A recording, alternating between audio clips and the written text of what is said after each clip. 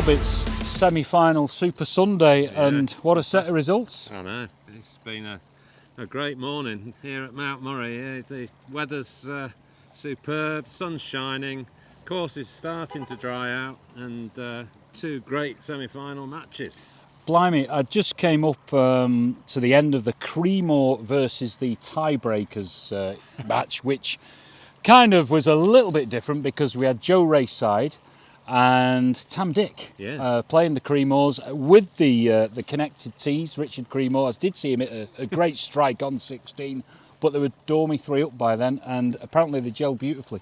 Yeah, it sounds like a really good game. I think 4-3 was the final result, wasn't it? Yeah, I think, and that was by virtue of a birdie from Ricardo. Adam. Oh, from Adam, was it? Yeah, I believe, yeah. Yeah, well, I suppose the likes of Tam Dick, being a Rangers fan and, you know, mulling over that shock home defeat, was it Motherwell? I never really look at these Scotland football results, but there's no point in asking me about football, so unless it's something to do with Liverpool. Well, from one Rangers fan to another, Stu Wallace and the Phantom himself, Michael Moore, it was a final hole victory. It was. Against Garside and Mason, too fast, hardly ever furious. Yeah.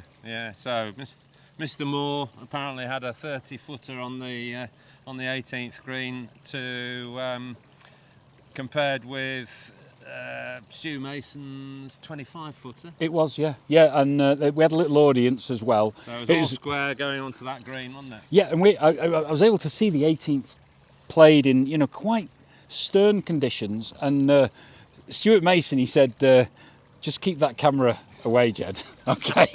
so I was like, right, yes sir, you know. I got the message, but there's a little crowd because we had the game from before, you know, just, you know, arching the 18th green, and the Phantom there, he drifted on, weighed up the putt, and the ball just scooted along and dropped in the hole for a final place against Creemore and Creemore. Yeah. So I'm going to put you on the spot here, President Bob. What's your forecast for next week? It's a very difficult one to call, isn't it? There's a fair few shots knocking about. I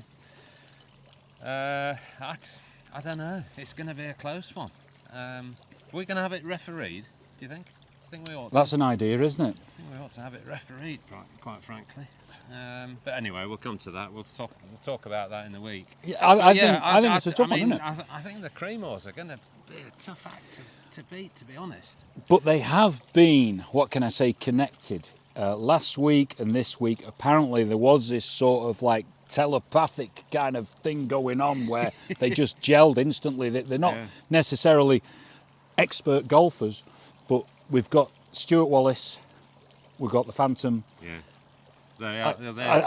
Maybe we should have a poll. We'll put a poll. Put the poll up. We'll put a poll. See what everybody thinks. But, just for fun. And, you know, thanks again to NM Accounting Services, Indeed. Neil Morrison. Played with Neil this morning. Very nice, tidy 36 points he had.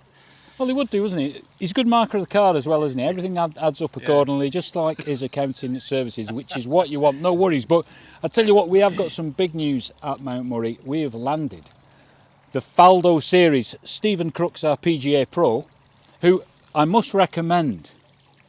I must recommend him. You know, I'm not going to say too much. Well, on the back of your 43-pointer yesterday, or was it 44? It was 43. It was 1 under par gross. 43. But honestly, I mean, anyone that's played with us, you know, I've been in the doldrums for some time. I couldn't chip, and Stephen, he kind of dismantled me, both physically and mentally, on the shot, and that was it. This round came out of thin air, and thanks to Stephen for the tuition. Fantastic. I think I might have to have a word with Stephen because my chipping's terrible. Well, if you need to get in touch with Stephen Crooks for a lesson, call the number here. Call the number here because I can put it in. Call the number here, or just get in touch by the email and what have you. But no, it's absolutely wonderful. But he's got the Faldo Series, which is it's great for the juniors. Junior comp, 7th of April, and it's for, I think it's. Exciting news. So if you're aged between 7 and 12, boy or girl, we are staging the Faldo Future Series. So probably the first time this has ever been done on the island of the Isle of Man. And yeah, it's going to be Sunday the 7th of April from 2 p.m. onwards. Cost is only £15. That includes range balls before you play. And it is a qualifier, so the top 2 per category move on to England.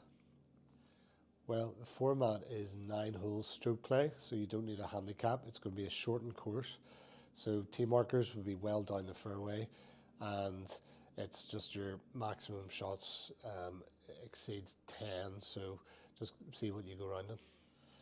Good news, it's open to everyone. You don't have to be affiliated to any golf club, so any school children, even if you have very little experience, we can provide junior clubs, we can provide golf balls, we can do everything. Just come and have a go. As long as you're aged between 7 and 12, let's just try a new sport. 3 different age groups, so something for everybody. Yeah, and you can find out about it online on the faldoseries.com, and you'll see that Mount Murray's got a little entry form as well that you can submit online, so that's great. Brilliant stuff. What else have we got, Bob? Coming up, we've got, must be the summer calendar, isn't it? I mean, it's like we're in the summer now. Well, the fixtures will be out, if they're not out already, I think they'll be out next week. So the fixture list will be online, so everybody to have a look at, which includes everything that's going on at the club, plus union competitions and all the rest of it. So yeah, I've got all that to look forward to. And of course, we've got the members credit as well to maybe sort out now that the pro shop is getting stocked more and more and more. So if you have amassed a few quid, like I think your grandson has, he'll be clearing out Aladdin's cave, won't he? Yeah. So yeah, I mean, we need to get that sorted because you know, a card system would be great so that people can spend their money in the shop now or in Comis in any way they wish. Indeed. Well, look, it's been great. So we'll keep track of the final next week, and hopefully, I'd like to do a bit of a live show, but I don't know whether it'd go down too well. Wow. We'll see. But we might need, some camera evidence or something there in case, Richard Cremo loses a tee peg or something. We could find well, whatever happens, we'll have another roundup tomorrow, next week. We'll do that. Okay, thanks for tuning in. And cheers. Goodbye.